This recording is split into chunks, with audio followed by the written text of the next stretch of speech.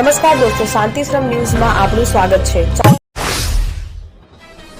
દિયોદર તાલુકાના નરસિંહપુરા ખણોદર ગામે સીમા સ્વતંત્ર પર્વની ઉજવણીમાં બનાસકાંઠા જિલ્લા પંચાયતના પૂર્વ શિક્ષણ સમિતિના ચેરમેન નરસિંહભાઈ રબારીના હસ્તે ધ્વજવંદન કરવામાં આવ્યું હતું। તેમણે ઉપસ્થિત સૌને રાષ્ટ્રહિતના કાર્યો માટે એક થવા અને સ્વતંત્રતા સેનાનીઓને યાદ કરવા આહ્વાન કર્યું હતું।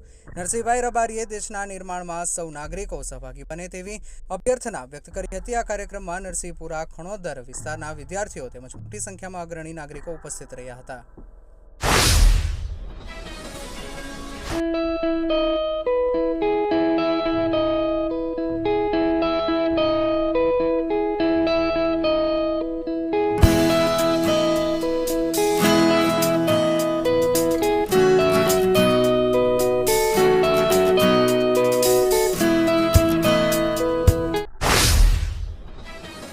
વાવથરાદ જિલ્લાનું રાહ ખાતે 15મી ઓગસ્ટના રોજ સ્વતંત્રતા પર્વની ધામધૂમથી થયેલ ઉજવણી અંતર્ગત ગુજરાત વિધાનસભાના અધ્યક્ષ શંકરભાઈ ચૌધરીના હસ્તે રૈયા પીએચસીના મેડિકલ ઓફિસર અને તાલુકા આરોગ્ય અધિકારી તરીકે ફરજ બજાવતા ડોક્ટર યોગેશભાઈ પ્રજાપતિને આરોગ્ય વિભાગમાં કરેલી ઉત્કૃષ્ટ કામગીરી બદલ જિલ્લા કક્ષાએ પ્રશસ્તિપત્ર એનાયત કરાયો હતો।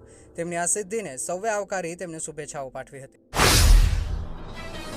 સંત શ્રી રાજેશ્વર સમાજ સેવા મંડળ દિયોદર સંચાલિત પ્રાથમિક માધ્યમિક શાળામાં 80મા સ્વતંત્ર દિનની ઉજવણી અંતર્ગત જિલ્લા પંચાયતના પૂર્વ સદસ્ય સંસ્થાના પ્રમુખ ડોક્ટર હસુભાઈ ચૌધરીના હસ્તે ધ્વજવંદન કરવામાં આવ્યું હતું। શાળાના બાળકોએ વિવિધ સાંસ્કૃતિક કાર્યક્રમો અને લોકનૃત્યો રજૂ કર્યા હતા। બાળકોને પ્રોત્સાહિત કરવામાં આવેલ આ ઉજવણીમાં નિયામક LK પટેલ, ટ્રસ્ટી મંડળના સભ્યો, આચાર્ય, શાળાના બાળકો, મોટી સંખ્યામાં ચૌધરી સમાજના આગેવાનો અને પ્રબુદ્ધ નાગરિકો, વાલીગણ ઉપસ્થિત રહ્યા હતા। સમગ્ર વિદ્યા સંકુલ દેશભક્તિના માહોલથી રંગાયું હતું।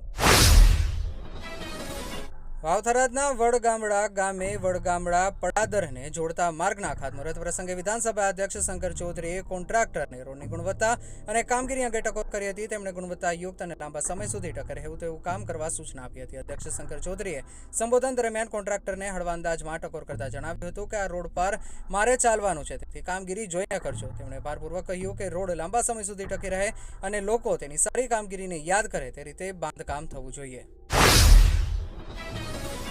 દાતા ખાતે કોંગ્રેસના સ્થાનિક અને તાલુકાના નવનિયુક્ત પદાધિકારીઓનો શપથ સમારોહ યોજાયો હતો। આ પ્રસંગે પ્રદેશ અધ્યક્ષ અમિત ચાવડા, બનાસકાંઠા સાંસદ ગેનીબેન ઠાકોર અને સ્થાનિક ધારાસભ્ય કાંતિ ખરાડી સહિતના નેતાઓ ઉપસ્થિત રહ્યા હતા। કાર્યક્રમ પૂર્વે રતનપુર ખાતેથી 1 કિલોમીટર લાંબી રેલી યોજાઈ હતી, જેમાં દાતા, હળાદ અને અંબાજી વિસ્તારના હોદ્દેદારોને શપથ લેવડાવી સન્માનિત કરાયા હતા।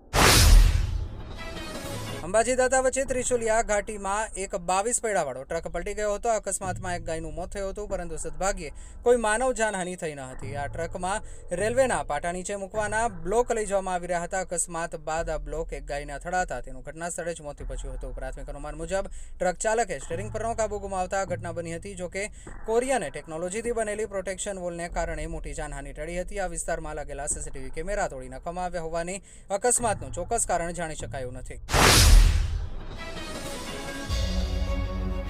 ઉત્તર ગુજરાતનું એકમાત્ર multi city mall happy mall જે આવેલ છે જિલ્લાના વેપારી મથકો દિયોદર, ભાભર, રાધનપુર, વરાહી અને થરાદમાં, જ્યાં મળશે આપને વ્યાજબી દરે જીવન જરૂરિયાતની તમામ વસ્તુઓ તેમજ કપડાં, ગિફ્ટ આર્ટિકલ, પ્લાસ્ટિકની તમામ સામગ્રી, ક્રોકરી અને બીજું ઘણું બધું વધારે।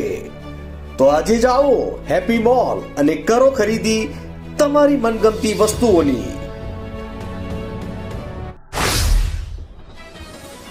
ભાભર ખાતે આંજણા કેળવણી મંડળ દ્વારા બનાસ ડેરીના સ્વર્ગસ્થ ડિરેક્ટર મુળજીભાઈ ચૌધરીની શોક સભા યોજાયેલી, જેમાં 64 ગોળ આંજણા કેળવણી મંડળના પ્રમુખ રમેશભાઈ ભૂમાભાઈ ચૌધરી સહિત સમાજના અગ્રણીઓ સ્વર્ગસ્થ મુળજીભાઈ ચૌધરીના જીવન અને યોગદાનને યાદ કરીને શ્રદ્ધાંજલિ અર્પણ કરી હતી। તેમણે કટાવધામ ખાતે યોજાયેલી ભાગવત સપ્તાહ કથાના આયોજનમાં આપેલ યોગદાનને સૌએ ઉજાગર કરેલ। બનાસકાંઠા અને વાવથરાદ જિલ્લાના IRM CNG ડીલરોએ તેમના પ્રશ્નોનો ઉકેલ ન આવતા 24 કલાક માટે 65 પંપ બુધવારે સવારે 6 વાગ્યાથી ગુરુવારે સવારે 6 વાગ્યા સુધી બંધ રાખવાનો ડીસા ખાતે યોજાયેલ બેઠકમાં નિર્ણય લેવાયો હતો। ડીલરો દ્વારા તેમની વિવિધ માંગણીઓ અને પ્રશ્નો અંગે અગાઉ 3 વખત કંપની સાથે બેઠક યોજવામાં આવી હતી। જોકે કંપની તરફથી સંતોષકારક ઉકેલ ન મળતા ડીલરોએ આ પગલું ભર્યું છે। બનાસકાંઠાના DSO સમક્ષ પણ આ અંગે રજૂઆત કરવામાં આવી।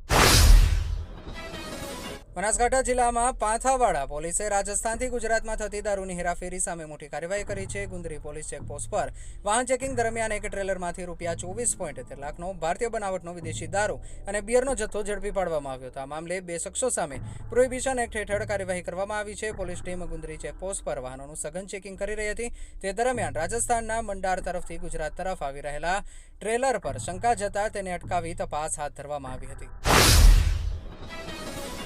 દિયોદર તાલુકાના સરદારપુરા ગામે શ્રી પ્રગતિ એજ્યુકેશન ટ્રસ્ટ દિયોદર સંચાલિત શેઠ કેબી વિદ્યા મંદિર મધ્યે 80 સ્વાતંત્ર્ય દિનની ભવ્ય ઉજવણી કરવામાં આવેલ. ગામના યુવાન અમૃતભાઈ મણીલાલ જોશી દ્વારા ધ્વજવંદન કરવામાં આવેલ. બાદમાં સૌએ રાષ્ટ્રધ્વજને સલામી આપેલ. ગામના સરપંચ બાબુભાઈ માળીએ સૌને આવકારી બાળકોને શુભકામનાઓ પાઠવી હતી. આ અવસરે ગામના અગ્રણીઓ, વાલીઓ, શાળાના સ્ટાફ આદિ ઉપસ્થિત રહેલ. બાદમાં સૌએ પ્રસાદીનો લાભ મેળવેલ. દિયોદર તાલુકાના રૈયા ગામે શ્રીમતી SR મહેતા વિદ્યાલય રૈયા ખાતે રાષ્ટ્રીય 80મા સ્વતંત્ર દિવસ પર્વની ઉજવણી અંતર્ગત શાળામાં 2015માં પ્રથમ સ્થાન પ્રાપ્ત કરનાર અને શિહોરી પોલીસ સ્ટેશનમાં પોલીસ તરીકે ફરજ બજાવતા ભારતીબેન ચૌધરીના હસ્તે ધ્વજવંદન કરવામાં આવ્યું હતું. શાળાના આચાર્ય વેલજીભાઈ પટેલ, પ્રમુખ ઉમેદભાઈ પટેલ સૌને આવકાર્યા હતા. શાળાના બાળકોએ સુંદર દેશભક્તિના ગીતો રજૂ કરેલા. વિશાળ સંખ્યામાં વાલીઓ, ગ્રામજનો ઉપસ્થિત રહ્યા હતા. ભાભર તાલુકાના સનેડા સદારામ શિક્ષણ સમિતિ દ્વારા 5મો સન્માન સમારોહ ગુજરાત સરકારના મંત્રી સ્વરૂપજી ઠાકોરની ઉપસ્થિતિમાં યોજાયા. પ્રસંગે સદારામ શિક્ષણ સમિતિના હોદ્દેદારો, શાળાના આચાર્ય, પ્રાથમિક શાળાના આચાર્ય સહિત ગામના વિદ્યાર્થીઓ, આગેવાનો અને વડીલો ઉપસ્થિત રહ્યા હતા. આ પ્રસંગે શૈક્ષણિક ક્ષેત્રે ઉત્કૃષ્ટ સિદ્ધિ મેળવનાર તેજસ્વી વિદ્યાર્થીઓનું મોમેન્ટો અને પ્રમાણપત્ર આપી સન્માન કરવામાં આવ્યું હતું. મહાનુભાવોએ વિદ્યાર્થીઓને ભવિષ્યમાં વધુ મહેનત કરી દેશ સમાજનું નામ રોશન કરવા પ્રેરણા